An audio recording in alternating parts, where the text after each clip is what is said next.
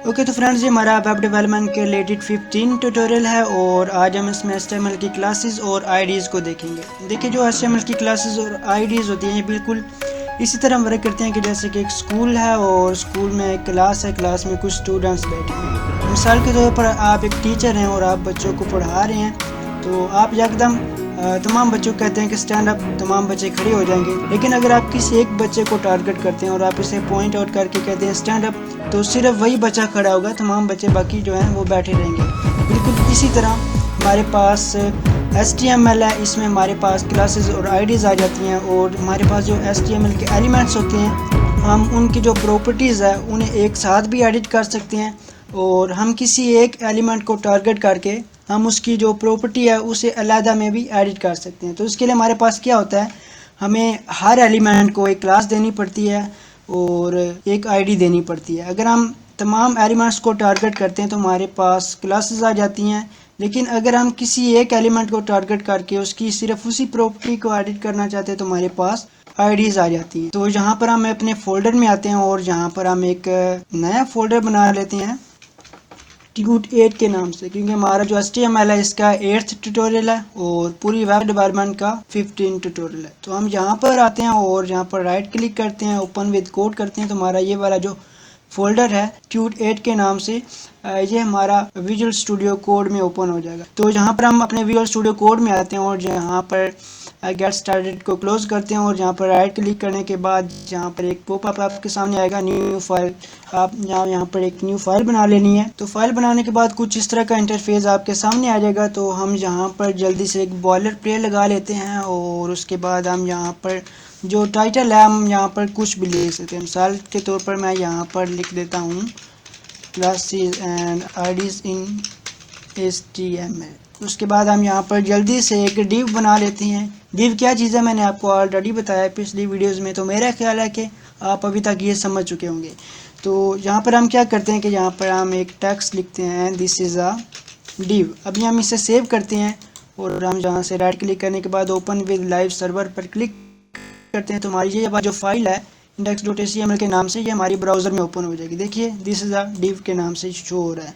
तो यहाँ पर हम क्लासेस और आईडीज़ को हम यहाँ पर किस तरह लगा सकते हैं। देखिए, हमारे पास जो डिव है, सिर्फ डिव ही नहीं, चाहे वो कोई भी एलिमेंट है, तो उस एलिमेंट को आपने टारगेट करना है। टारगेट करने के बाद आपने यहाँ पर एक स्पेस देनी है। स्पेस देने के बाद अगर हम यहाँ पर क्लास लगाना चाहते हैं तो आपने यहाँ पर लिखना है class is equal to quotes और यहाँ पर आप कोई सी भी क्लास दे सकते हैं। मिसाल के तौर पर मेन डिव, कुछ इस तरीके से।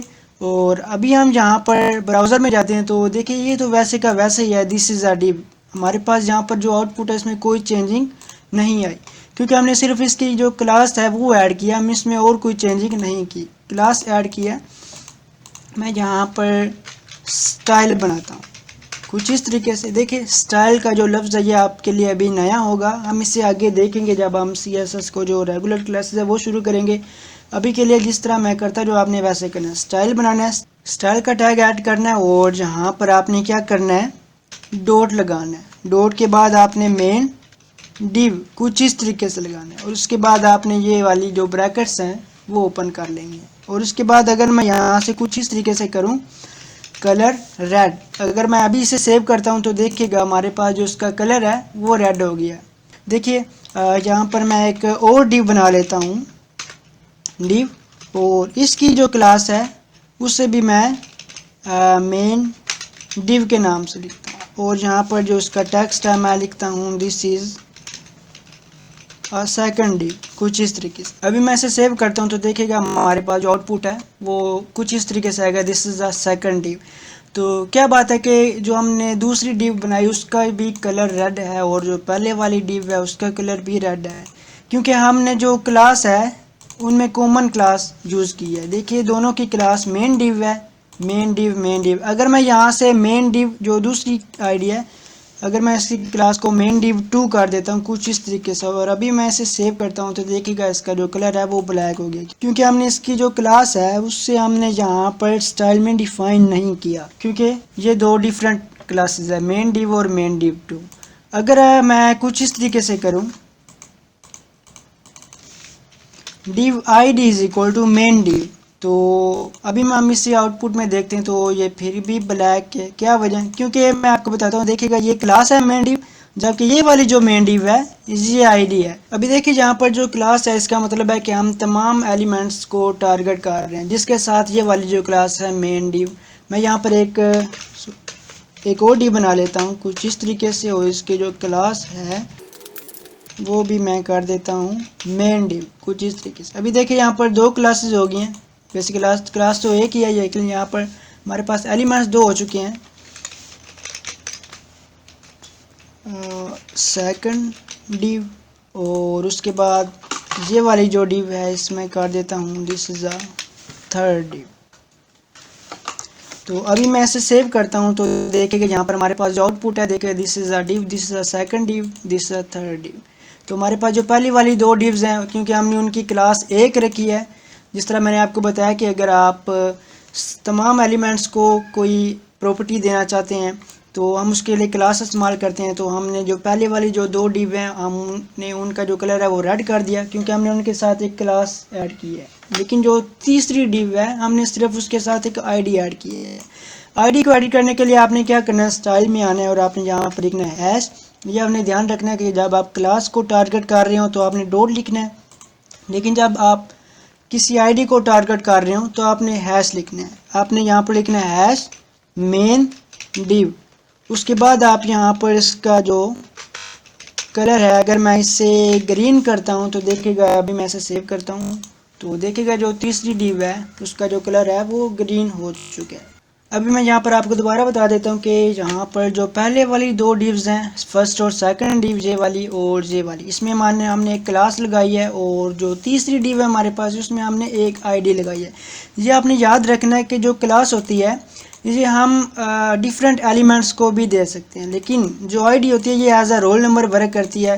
कि जिस तरह हमारे पास एक क्लास है, क्लास में स्टूडेंट्स होते हैं, मैं यहाँ पर स्कूल की क्लास की बात कर रहा हूँ, क्लास में स्टूडेंट्स होते हैं और हर स्टूडेंट का जो रोल नंबर होता है वो अलग होता है, डिफरेंट होता है। बिल्कुल इस तरह हमारे पास जो HTML है, अगर हमने किसी एलिमेंट को एक आईडी देनी हो तो हमने हर एलिमेंट को एक डिफरेंट आईडी देनी है। तो इस तरह हमारे पास जो आउटपुट होता है वो स्टेबल रहता है। तो मेरा ख्याल है कि जहाँ तक आप समझ चुके होंगे। यहाँ पर एक और चीज़ मैं आपको बताना चाहूँ कि जो क्लास और आईडी होती है उनके जो नेम्स है वो आप अपनी मर्जी से स्पेसिफाई कर सकते हैं, लेकिन क्लास और आईडी लगाने के कुछ रूल्स होते हैं। मैं आपको रूल्स बता देता हूँ कि एक क्लास है, क्लास को जब आपने लगाना है, क्लास इज इक्वल टू कुछ इस तरीके से, तो आप इनके दरमियान स्पेस नहीं दे सकते। मिसाल के तौर पर मेन स्पेस डिव, इस तरीके से आप इनके दरमियान स्पेस नहीं दे सकते। ये पहला रूल है। अगर आप ये देंगे जो क्लास है वो ठीक तरीके से वर्क नहीं करेगी। मैं आपको अभी यहाँ पर करके दिखाता हूँ। देखिएगा मेन स्पेस डिव, मैं इसे सेव करता हूँ। सेव करने के बाद देखिएगा हमारे पास जो पहला एलिमेंट है, पहली डिव, वो हमारे पास